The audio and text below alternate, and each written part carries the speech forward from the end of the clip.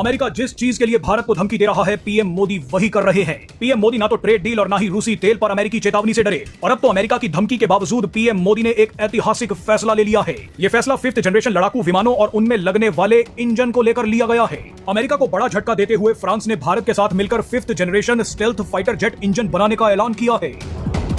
ये ऐसी खबर है जिसने अमेरिका में भूचाल ला दिया है। फ्रांस की मदद से अब 5th generation fighter jet engine Bharat में ही बनेगा। फ्रांस इस इंजन की पूरी टेक्नोलॉजी भारत को देगा, यानी मेक इन इंडिया के तहत 5th generation fighter jet engine की पूरी टेक्नोलॉजी भारत को ट्रांसफर की जाएगी। यानी इसका सीधा मतलब यह है कि भारत अब खुद का 5वीं पीढ़ी का लड़ाकू विमान एमका यानी एडवांस्ड मीडियम कॉम्बैट एयरक्राफ्ट भी बनाएगा और एमका का इंजन भी अब खुद ही बनाएगा।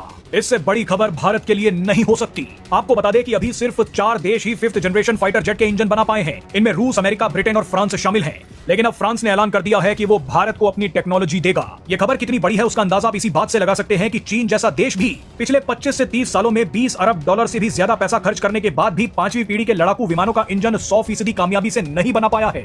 चीन भी रूस के इंजन को मॉडिफाई करके अपने 5th जनरेशन फाइटर जेट्स में लगा रहा है, लेकिन ये इतने सफल नहीं है। 5th जनरेशन फाइटर जेट का इंजन बनाना टेक्नोलॉजी का माउंट एवरेस्ट है। एक फाइटर जेट इंजन 50,000 फीट की ऊंचाई पर काम करता है। ऊंचाई पर -50 डिग्री टेम्परेचर पर फाइटर जेट के इंजन को 2000 डिग्री सेंटीग्रेड पर फ्यूल जलाना होता है ताकि लड़ाकू विमान आगे बढ़ सके। फाइटर जेट तेजी से ऊपर नीचे होता है, कभी अपनी स्पीड बढ़ाता है तो कभी स्पीड को कम कर लेता है। ऐसे में इतना प्रेशर झेलने के लिए इंजन बनाना आसान बात नहीं है। 5th generation fighter jet engine की टेक्नोलॉजी बेहद ही जटिल है, लेकिन ये सारी टेक्नोलॉजी फ्रांस भारत को दे रहा है। आपको याद होगा कि कुछ दिन पहले 15 अगस्त के दिन पीएम मोदी ने इस बात का इशारा किया था कि भारत जल्द ही स्वदेशी 5th जनरेशन लड़ाकू विमानों के इंजन बनाने का काम शुरू कर सकता है। और उसके 6 दिन बाद यानी 22 अगस्त को ऐलान हुआ कि भारत फ्रांस की मदद से 5वीं पीढ़ी के लड़ाकू विमानों का इंजन बनाएगा। ये खबर अमेरिका के लिए इसलिए बड़ा झटका है क्योंकि अमेरिका हमेशा से फाइटर जेट इंजन को लेकर भारत को ब्लैकमेल करता आया है। भारत जो तेजस लड़ाकू विमान बना रहा है उसका इंजन अमेरिका में बनता है, लेकिन अमेरिका पिछले 2 सालों से जानबूझकर तेजस लड़ाकू विमानों के इंजन देने में देरी कर रहा है। अमेरिका भारत पर दबाव बना रहा है कि तेजस लड़ाकू विमानों के इंजन तभी मिलेंगे जब भारत सरकार अमेरिका का F-35 5th जनरेशन लड़ाकू विमान खरीदेगा। लेकिन अब अमेरिका की कोई ब्लैकमेलिंग काम नहीं आएगी क्योंकि भारत अब अपना ही 5th जनरेशन लड़ाकू विमान बना रहा है और उसका इंजन भी खुद बनाएगा।